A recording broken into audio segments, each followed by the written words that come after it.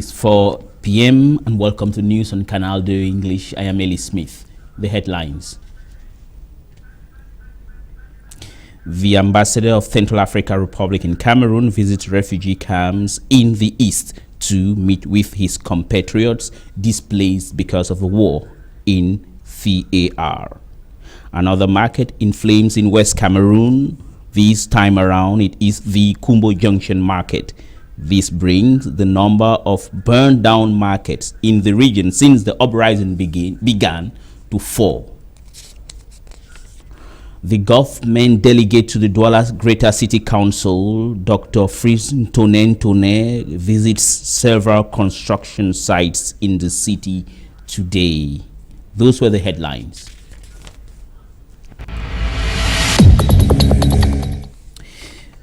Good afternoon. We're beginning this news with an innovative or tech-oriented story. You already know about the Central African refugees or those in other war-torn countries.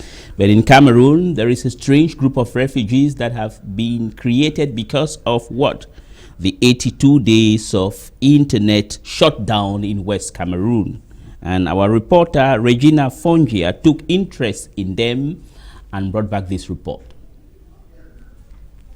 This is New Bonako, a small village 40 kilometers from Boya that is providing refuge for tech innovators. Following the shutdown of internet in the southwest and northwest region of Cameroon, tech startups set up this place, now fondly called Internet Refugee Camp, to have access to the internet. We decided to set up a refugee camp at Bonako, a digital refugee camp at Bonako, because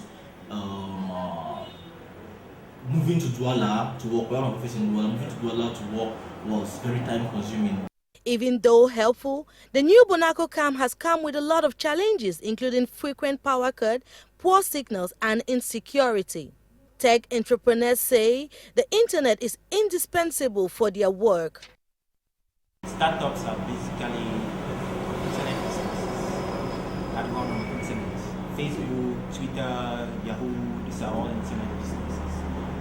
The repercussions of internet shutdown has been enormous for these innovators. The cost of getting people to move out of town was high. The inconvenience apart from cost, the travel risk, the new temperature, the new climatic condition was very hard on our team members. The absence of the internet has forced some of these entrepreneurs to relocate to other countries, thus deepening the already devastating effects of brain drain. The best minds are creating businesses. When they begin to leave the country, we are losing some of the country's most valuable assets, which are productive risk takers. Yeah, it's not a very beautiful thing. These developers are calling on government to reinstall internet because, according to them, they are not the only ones losing. The government is also losing in terms of taxes. I come to my office on foot, then now I have to spend like 3,000 to go to Togo and come back just to access internet. So and you can't work without it. I'll tell them to bring back our internet. It's crazy for us not to have internet. It's in fact stupid to shut down internet. The government is losing a lot of money. Report from Regina Fongia Leke, where we have just seen a strange kind of refugees.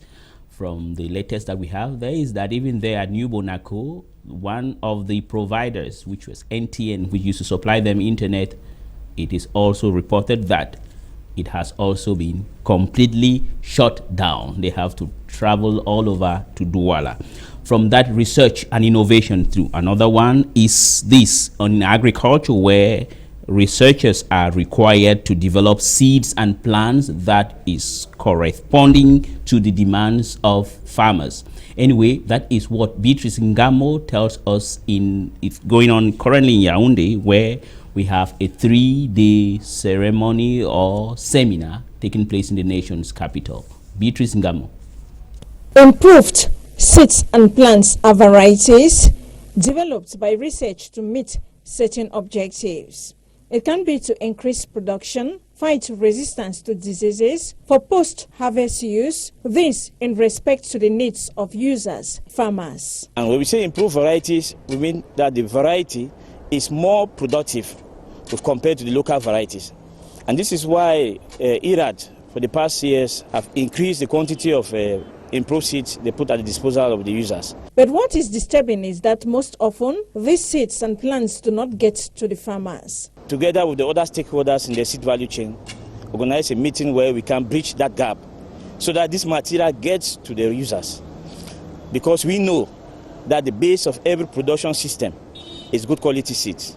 If you don't have good quality seeds, you cannot have a good yield. The 3-day training and exchange seminar on value chain of improved seeds and plants that opened this Monday in Yaoundé. Under the theme, support to the valorization of improved varieties at IRAD, what key for the success of production of these seeds and plants? Occasion to approach all the strategic stages of the process, from genetic resources to the distribution of improved seeds and plants by studying the expertise and necessary synergy for the availability of quality seeds and plants in sufficient quantity at right moment and at good prices for farmers. The French Center of Agronomic Research for Development, CIRAD, represented here by her Central African Regional Director, Patrice Devenu, provides the scientific support through scientific training in line with the C2D PAR project. At the end of the 3 days, it is hoped that farmers in Cameroon have quality seed supply adapted to their working zones and to biotic constraints of their land.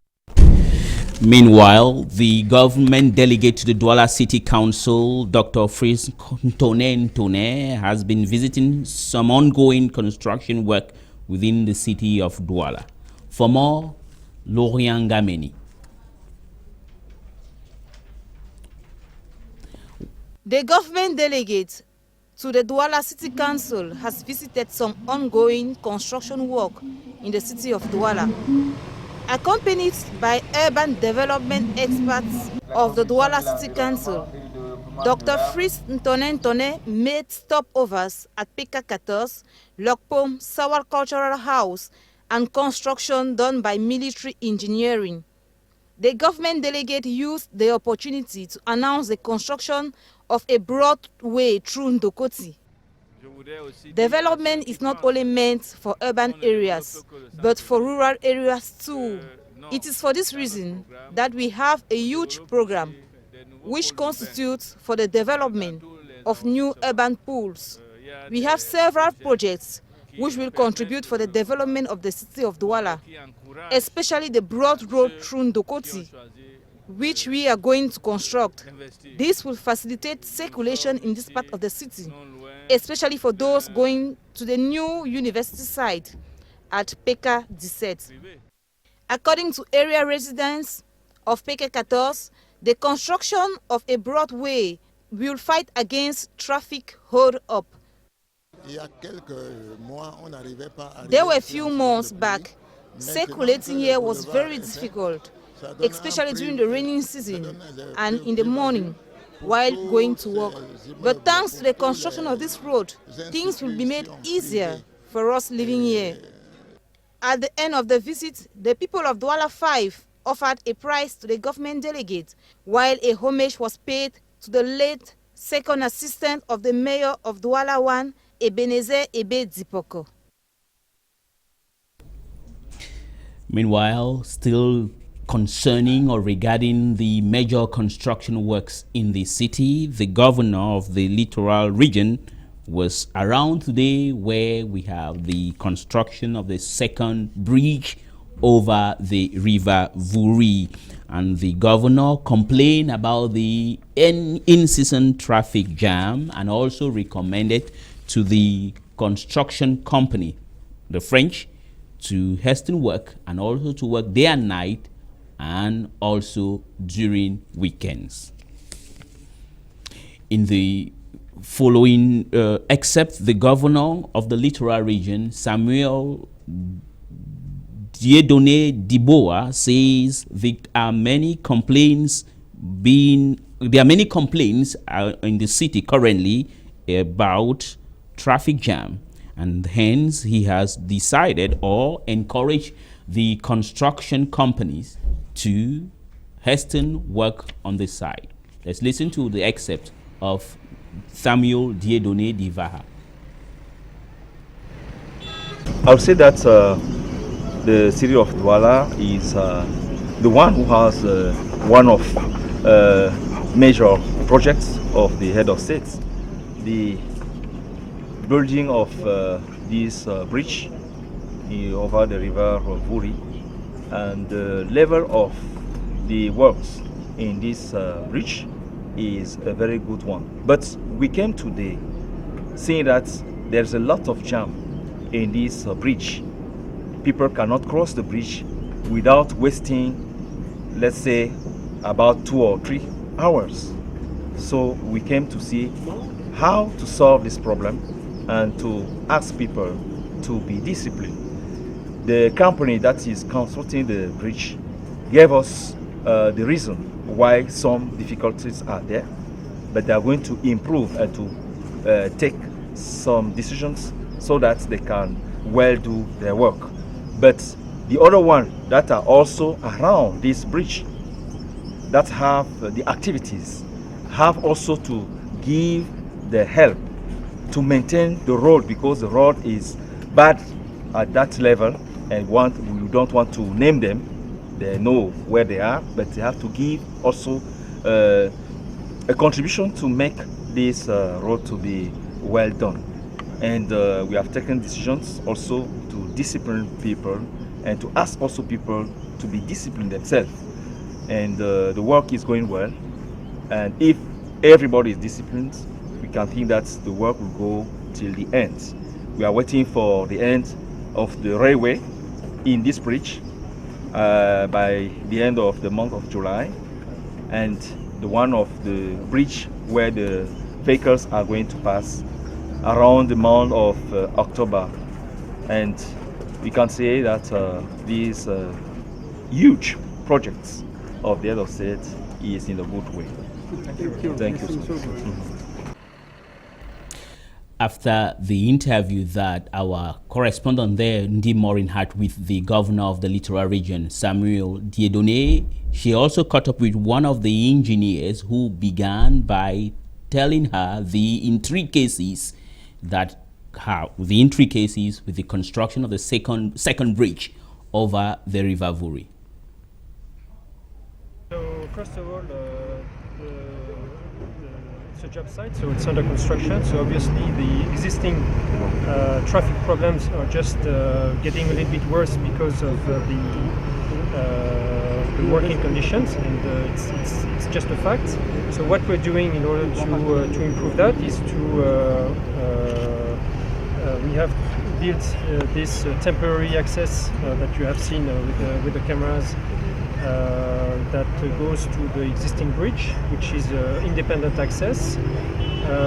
Also on the other side, and it's a different project, it's the Penetrant West, where the roundabout at Bonasama is about to be completed in the coming days. And so that will also free the definitive road for the main public.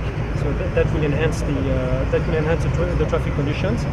And then on the side of the Edo, people have to be unfortunately a little bit patient and also civic, because there's still some work to be done, and unfortunately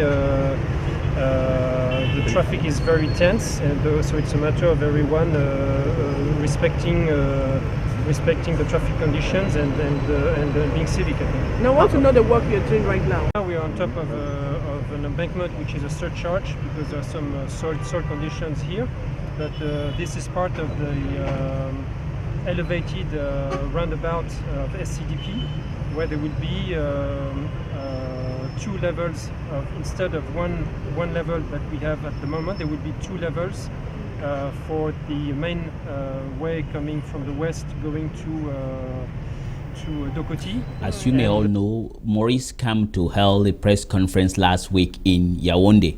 During his press conference, he spoke on a number of issues. Among them were the Anglophone crisis and also his claims that the government of Cameroon was secretly planning to postpone next year's presidential elections. Among the team of journalists who were there to listen to the chair of the MRC party speak was our Yaoundé Bureau Chief, Beatrice Ngamo.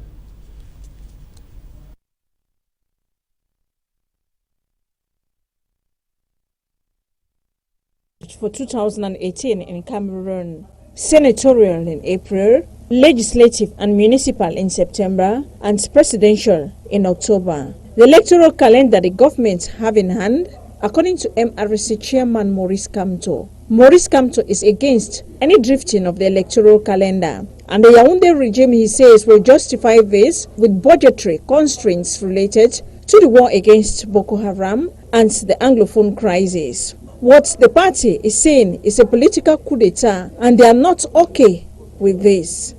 We are speaking openly. I'm not speaking in my room, or where if the government is challenged, the government can challenge what we are saying and come out and speak clearly to all the Cameroonians, clearly that we can declare here that the elections, all the elections scheduled in 2018 will take place effectively in 2018. And that what Mr. Kamto is saying on CRM are saying is not serious or nonsense. Then we'll calm down. But at that time, we'll say on what ground we rely to make such a statement. To the MRC scribe at Militan, this flow is part of political corruption, which they are ready to always decry, and are open to political options with others. I'm saying this because it is something which is ongoing, and we are hopeful that it is just a tentative to do something, and that will not go very far. And that is why we anticipate to say don't do that, because it will not be good for our country. The wish of the MRC is for a Cameroon for all Cameroonians. Voters are open to all, and the one capable of mobilizing Cameroonian youths is fit to win. From one political party to the other, the former is young and the current one is old. And the old one is the Union of the Population of Cameroon, or Union de Population du Cameroun. They are 69 years old and their birthday was on the 10th of April this year. For those who had any doubt, this is the oldest political party in both East and West Cameroon. Tabby Clarkson was part of the merrymaking and brought back this report. 10th of April 1948, 10th of April 2017, this April 10th marks the 69th anniversary of the Union de Population du Cameroun, the UPC party. Honorable Bapol Leport on this occasion granted a press briefing in Yaoundé in which he came back to the Anglophone problem. The way we Francophone we are behaving, we know that if we talk about reunification, that means we have two separate states before. We have the one Cameroon, Francophone one and Anglophone one. Some militants and sympathizers of the UPC party were also present at the press briefing. Amongst them was a certain Daniel Ruben Omnyobe, the son of one of the founding fathers of the UPC party, Ruben Omnyobe, who was brutally assassinated by colonial forces on the 13th of September 1958 in Bumyebel. The platform UPC-CPDM political parties was renewed on February the 2nd, and to Honorable Bapol Leport is a partnership that is meant for the well-being of all Cameroonians. I'm very proud with the program that we got from our Matthias. And I'm also very proud to see that CPDM discovering that UPC is doing more to keep the unity of our country, to keep peace in our country, in a context where everybody was against what we call at the level of UPC, Republican dialogue. On the division within the ranks of the UPC party, Honorable Bapo Lipot reiterated that there was no division in the party and that the only legitimate and legal UPC was his, with the General Assembly that brought him into office as Secretary General of the party in 2012. From a birthday party fraught with problems to another sad story. As I announced at the introduction of this news, since the beginning of the uprising in West Cameroon, 4 markets have gone up in flames with an unestimated amount of wealth or investment also with. And this time around, the bad news comes from the northwest region, precisely in Kumbo, where a market called the Bakimka market, or the Kumbo Junction market as it is known popularly, went up in flames. Banglaf Modef has more.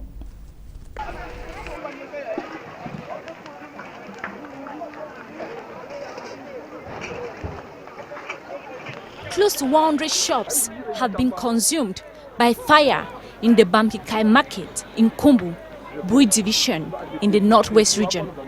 The fire incident that started at about 9:30 p.m., according to the night watch, is suspected to have begun from a short circuit from the electricity connection in the market. The current, it contact before me, one tries to open the gate, then I shout, then so other people, they just can't say, broke the gate.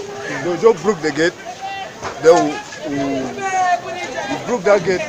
They will enter, we try for quencher, we fire extinguisher. Unless we get a 1, sometimes 2. By that time, sometimes Though many people suspect that the fire was intentionally burned by someone, the someone is yet to be known, if at all. Owners of these shops tried to stop the fire, but there was no way, as there was no water in the market or nearby. Last night at 11 o'clock, I got a phone call, and I immediately rushed to Bambikai Motor Park, where my wife runs her business.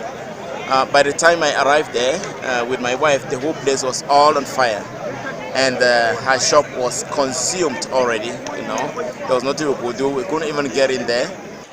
Other individuals, especially some bike riders, took advantage of this incident to steal some of the items that the shop owners struggled to remove from their shops. Well, from the northwest to the east region, where the Central African Republic ambassador to Cameroon, His Excellency Betty Maurice Marshall, recently visited the Central African refugees in the localities of Mbile in the east region. The aim of his visit was to get close to the Central African refugees who are there since they left their country unwillfully. Crystal Katala. Created in the year 2011, the second refugee camp of Mbile in the Kade Division East region of Cameroon counts till date close to 11,000 Central Africans. In a bid to get close to its population and assures the level of advancement of projects, Central African Republic Ambassador to Cameroon, His Excellency Betty Maurice Marshall, paid a visit to refugees of the camp. Landlords in Cameroon auction hectares of land to refugees. It is something remarkable. Leaders and representatives of refugees used the occasion to lay out their difficulties they face daily and thank the Cameroon government for their support. Everything is moving on well. We were well received by all the partners. With improvement in households, I hope women are now fine, cleaning the kitchen. At first, when they were using firewood, women looked as if they were coming back from the farm. The ambassador instructed his citizens to respect the rules of the host country. Before returning to the capital, Ambassador Betty Maurice Marshall made a stop at the water point of Betare Oya.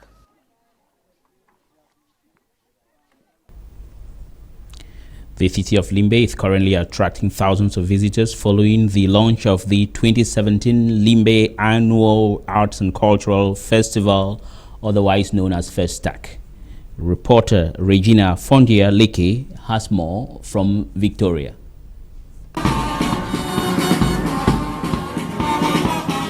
More than 3,000 people are currently taking part in the ongoing Limbe Arts and Cultural Festival,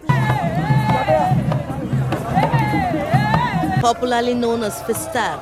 The cultural jamboree was launched on Saturday, April 10, and is currently attracting thousands of visitors drawn from all the 10 regions of the country. Minister of Arts and Culture Narcisse Mwele Kombi officially opened the event and was happy to witness the participation of the people.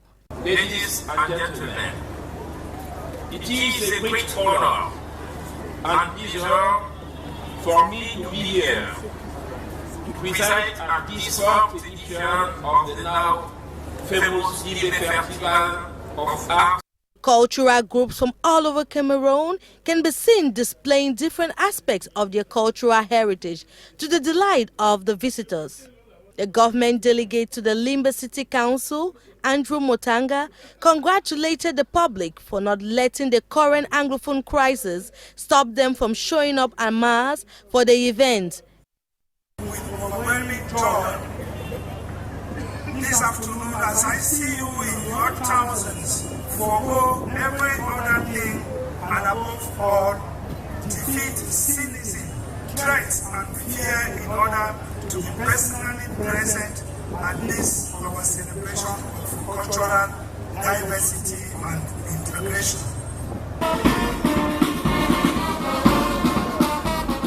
Cultural groups also came from neighboring countries including Togo, Nigeria and Gabon. You'll find a presentation of our beautiful beaches. Well, it's on that note from Victoria that we will be putting an end to our 4 p.m. news today. Coming up next will be Obusi with Cletus, the senator, and at 8 here will be standing Annette Ifeti Esome.